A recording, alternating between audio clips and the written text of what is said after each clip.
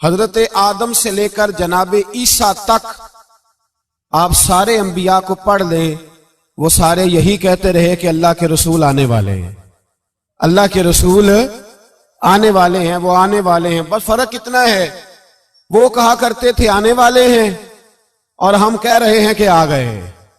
بس ساری امتیں حضور کا ہی ذکر کرتی رہیں۔ وہ کہا کرتے تھے کہ علامہ اسماعیل حقی نے تفسیر روح البیان میں لکھا ہے، امام سیوطی نے الخصائص الکبریٰ میں لکھا ہے، جناب آدم کے انتقال کا وقت آیا تو اپنے بیٹے حضرت شیس کو بلایا اور بلا کر کے فرمانے لگے، شیس میں جا رہا ہوں بیٹے، لیکن یاد رکھنا ساری زندگی ایک کام نہ بھولنا۔ تو حضرت آدم کے صاحبزادے حضرت شیس عرض کرنے لگے، ابا جی وہ کون سا؟ کہنے لگے ہر وقت ہر روز اللہ کے آخری نبی پر درود و سلام پڑھتے رہنا۔ انہوں نے کہا کہ والد گرامی وہ کون ہے؟ تو حضرت آدم کہنے لگے، جب اللہ کریم نے میرے اندر روح پھونکی تھی تو میں نے جنت کے درختوں اور پتوں پر لکھا دیکھا تھا لا الہ الا اللہ محمد الرسول اللہ صلی اللہ علیہ وسلم۔ ہر پیغمبر نے، ہر رسول نے، آپ دیکھیے نا حضرت ابراہیم نے کعبہ بنایا۔ اصل بات یہ ہے کہ ہم حضور کے امتی ہیں، ہم اس طرح قدر نہیں کر پاتے جس طرح وہ لوگ آرزویں کرتے تھے۔ حضرت ابراہیم نے کعبہ بنایا، اللہ کا گھر، اللہ کا گھر۔ یہاں جو آدمی اپنے سگے بیٹے کو بھی گھر بنا کے دیتا ہے، وہ بھی اپنی بہو کو کہتا ہے میں نے بنا کے دیا، حالانکہ اپنے بیٹے کو دیا ہے۔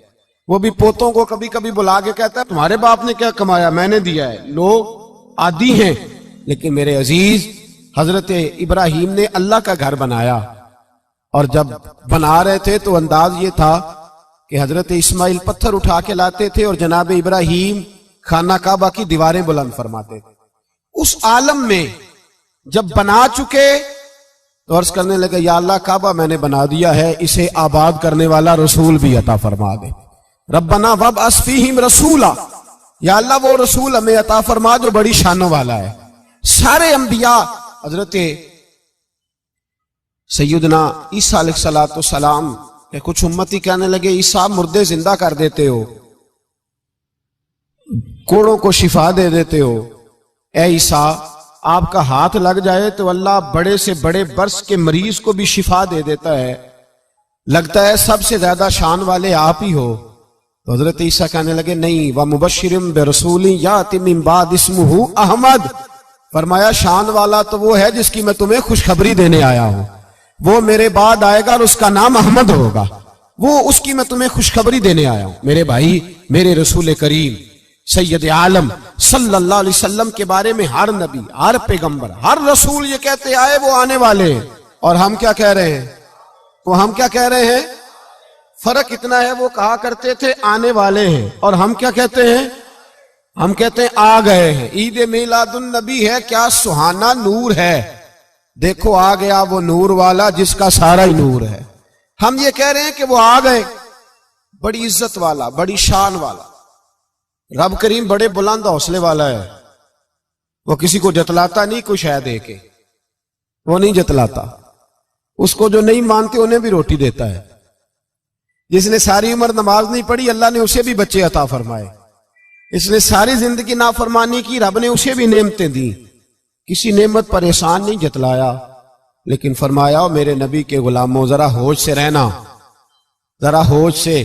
ساری زندگی برادریوں پر ہی فخر کرتے رہے ہو، ساری زندگی بینک بیلنس اور جائیداد اور مال پر ہی تم نے فخر کیا ہے، فرمایا ایک فخر والی چیز میں تمہیں دے رہا ہوں، اور میں تمہیں بتا رہا ہوں لَقَدْ مَنَّ اللَّهُ عَلَى الْمُؤْمِنِينَ إِذْ بَعَثَ فِيهِمْ رَسُولًا۔ اور یار اس پہ کبھی غور تو کرو، اس پہ کبھی غور تو کرو، احسان جتلانا کوئی چھوٹی سی بات ہے؟ اور پھر مالک جس کے حوصلے پر کوئی کلام ہی نہیں کر سکتا، وہ مالک کے شان جتلا کے تجھے کہتا ہے او مسلمان تو چھوٹا سمجھتا ہے، تو شاید ہلکا جانتا ہے، ہوش کر، اور اپنے اندر کے مصطفیٰ کریم کے اس غلام کو بیدار کر۔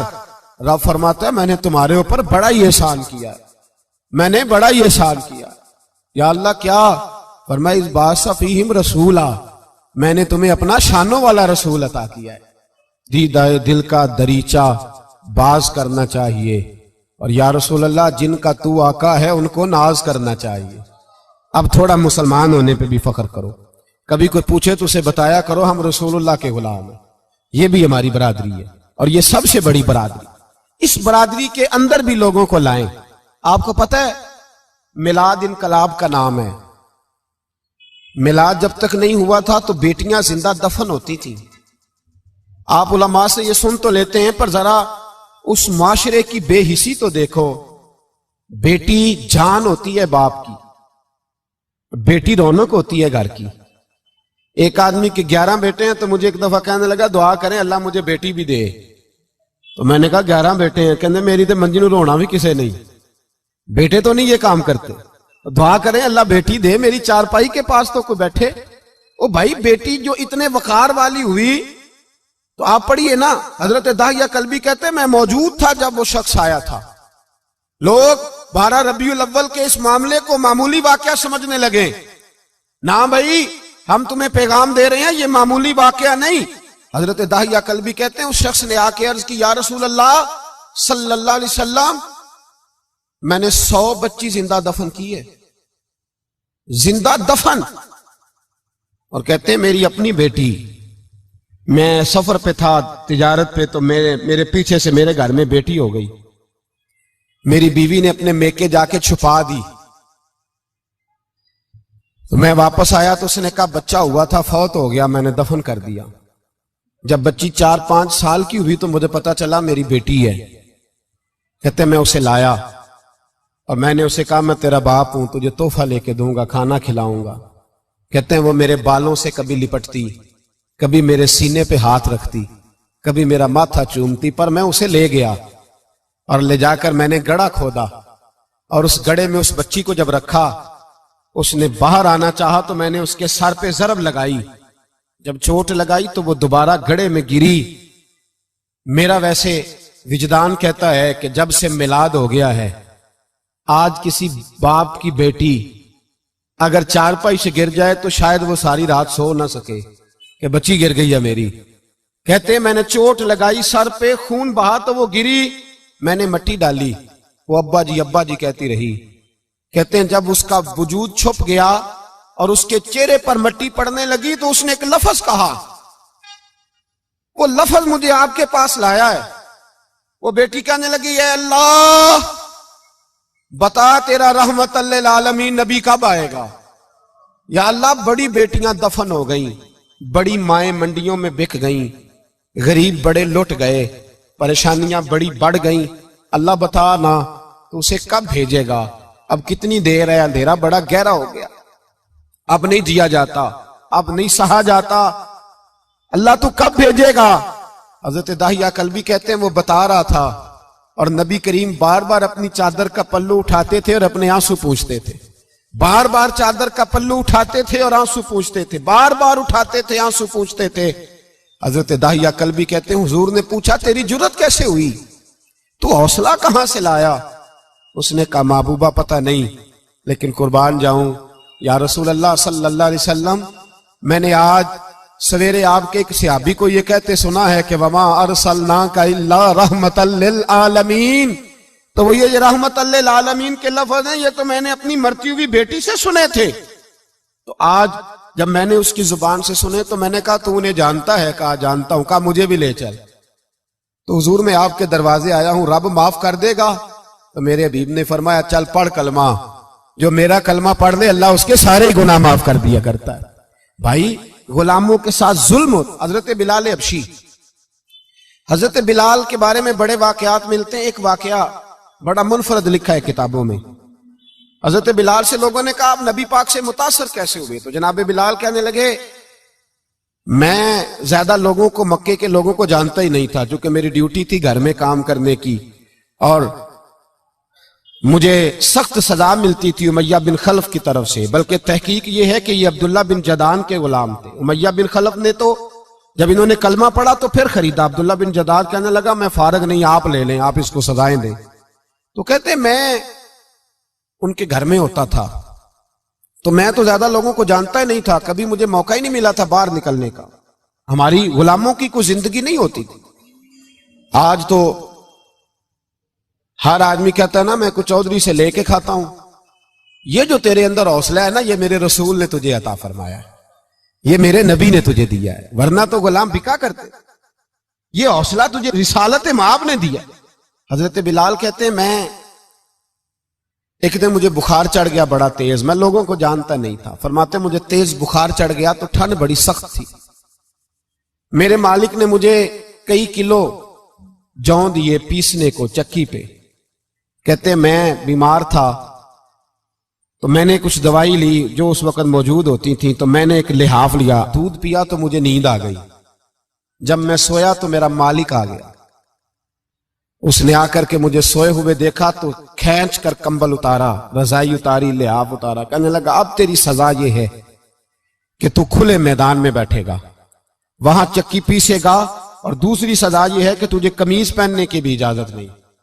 حضرت بلال کہتے ہیں تیز بخار، ٹھنڈ کا عالم، اور جب میں چکی پیس رہا تھا تو رو رہا تھا، اور میں پوچھ رہا تھا خدایا ہمارے نصیب، اللہ ہمارے مقدر ہے جرم ضعیفی کی سزا مرگ مفاجات. سیدنا بلال حبشی رضی اللہ تعالیٰ عنہ فرماتے ہیں میرے دروازے کے قریب سے رسول پاک گزرے اور مجھے ہائے ہائے کرتے دیکھا تو دستک دی. میں نے کہا کون ہے؟ دروازہ کھلے آ جاؤ. محبوب اندر آئے تو پوچھنے لگے کیوں رو رہے ہو؟ میں نے کہا جاؤ اپنا کام کرو. یہاں دکھ سارے پوچھتے ہیں، مداوع کوئی نہیں کرتا. یہاں تقریریں سارے کرتے ہیں، حقوق غریباں پر بات سارے کرتے ہیں، مداوع کوئی نہیں کرتا. جاؤ اپنا کام کرو.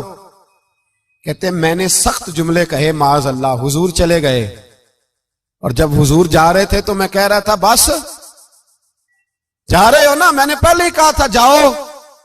کہتے ہیں قربان جاؤں، تھوڑی دیر گزری تو اللہ کے رسول کے ہاتھ میں گرم دودھ کا پیالہ تھا، کھجوریں تھی. حضور تشریف لائے اور کریم رسول نے مجھے کھجوریں دی، دودھ پلایا اور کہا چل جا کمبل میں بیٹھ جا. تو میں نے کہا چکی کون پیسے گا؟ وہ تو بڑا مارے گا. کہتے ہیں لوگو اس نبی کا میلاد اور معراج بھول نہ جانا، اس رسول پاک کی محبتوں میں کمی نہ آنے دینا، اس محبوب کا نعرہ ساری دنیا میں لگا دینا.